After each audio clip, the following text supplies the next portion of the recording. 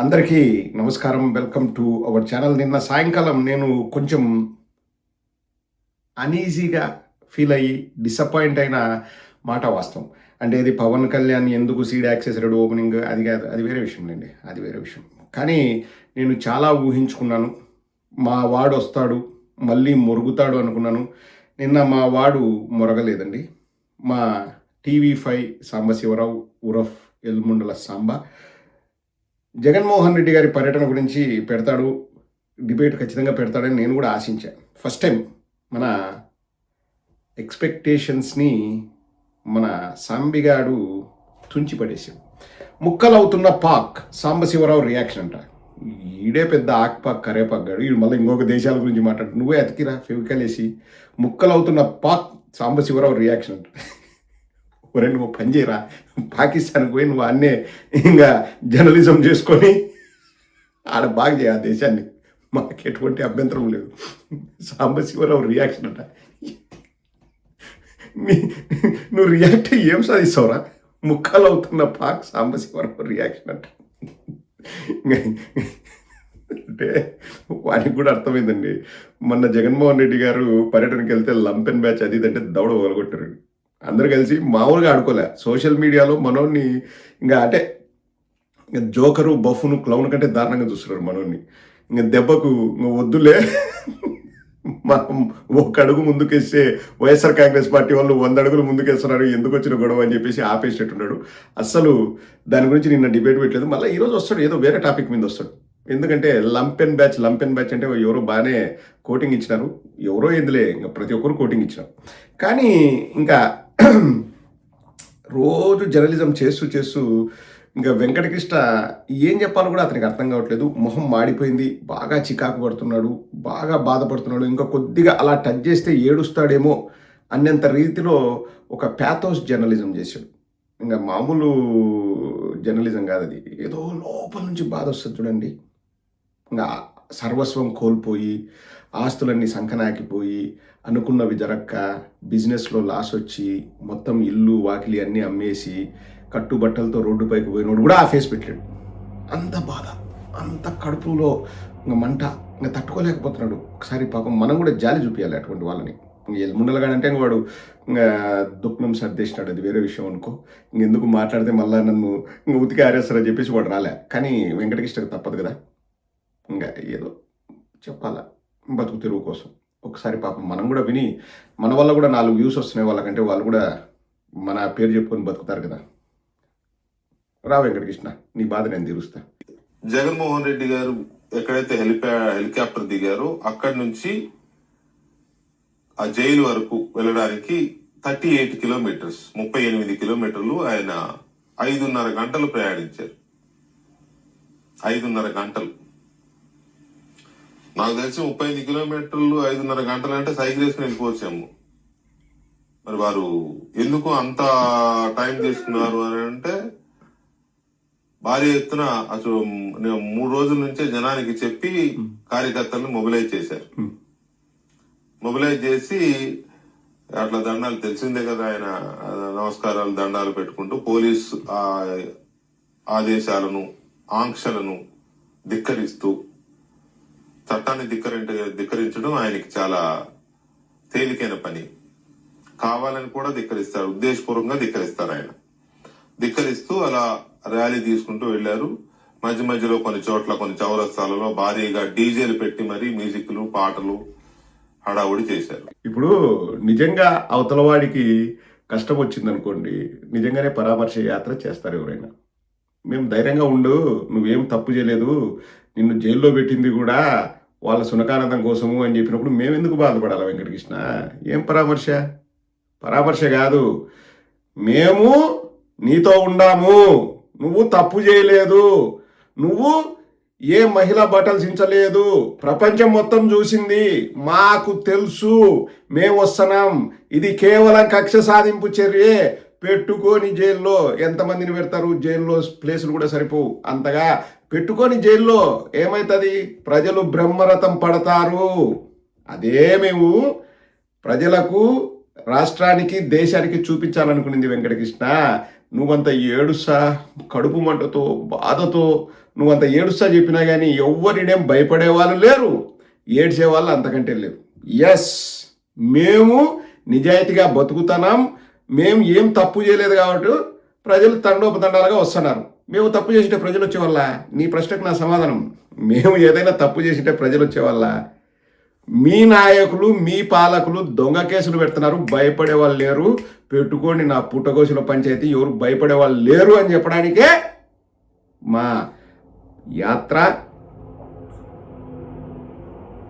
మా జగన్మోహన్ రెడ్డి గారి యాత్ర, అలాగే అక్కడికి వచ్చిన ప్రజల మైండ్ సెట్. గుర్తుపెట్టుకో, మైండ్ ఇట్. వెంకటకృష్ణ పరామర్శ యాత్ర లాగలేదు. పరామర్శ యాత్ర అని మేమేం అనలేదే. అక్కడికి వెళ్ళిన తర్వాత పరామర్శిస్తాం కానీ యాత్ర మాత్రం పరామర్శ యాత్ర అని మేము ఎప్పుడన్నాం? మేము తప్పు చేయలేదు, కళ్ళు తెరవండి చంద్రబాబు నారా లోకేష్ అని చెప్పేసి ప్రజలు సంఘీభావం తెలపడానికి వచ్చినారు.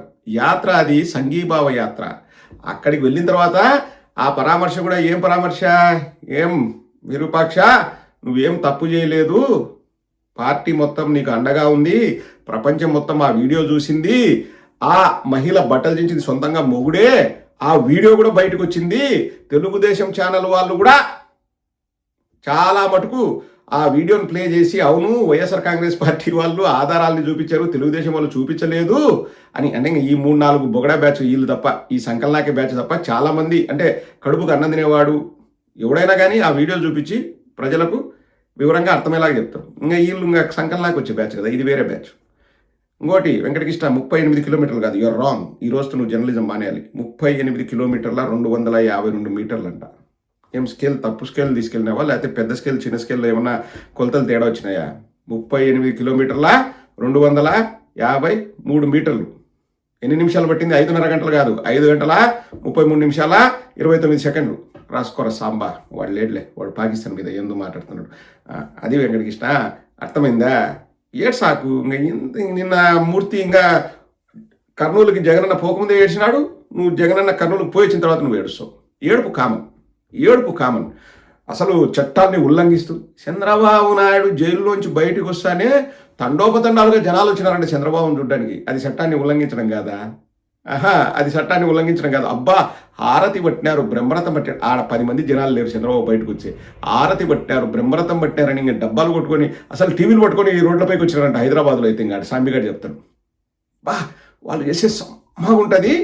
ప్రజలు వాళ్ళంతకు వాళ్ళు వస్తే 3 రోజుల నుంచి ప్లానింగ్, 3 రోజులు కాకపోతే 30 రోజుల నుంచి ప్లానింగ్ చేసుకుంటే ఏం నీకు వచ్చి నొప్పింది? ఇప్పుడు పిలిచినా కానీ రావాలి కదబ్బా. మీరు అంత అద్భుతమైన పరిపాలనతో ఇరగదీసంటే లేదు అసలు చంద్రబాబు నాయుడు అరచేతిలో వైకుంఠం చూపించున్నాడు, ఇంకా మాకు బయటికి రావాల్సిన అవసరం లేదు, ఇంట్లో కూర్చుంటే మాకు బాండ్ పేపర్లు కూడా ఇచ్చాడు, ఎలక్షన్ ముందర 2 లక్షలు వస్తుంది ఒక్కొక్క కుటుంబానికి, ఆడబిడ్డ నిధి వచ్చింది, నిరుద్యోగ భృతి వచ్చింది, 3 గ్యాస్ సిలిండర్లు వచ్చినాయి, రైతు భరోసా వచ్చింది. ఇంకా అసలు మాకు అన్ని ఇంకా అట్లా ఇంట్లోంచి ఇంకా పైన గవాసి ఉంటే గవాసి నుంచి లెక్క రాలుతుంది. మేము బయటికి ఎందుకు రావాలని చెప్పి ప్రజలు రాకుండా ఉంటారు కదా వెంకటకృష్ణ. మరి ఎందుకు వస్తున్నారమ్మా? ఎందుకు వస్తున్నారు?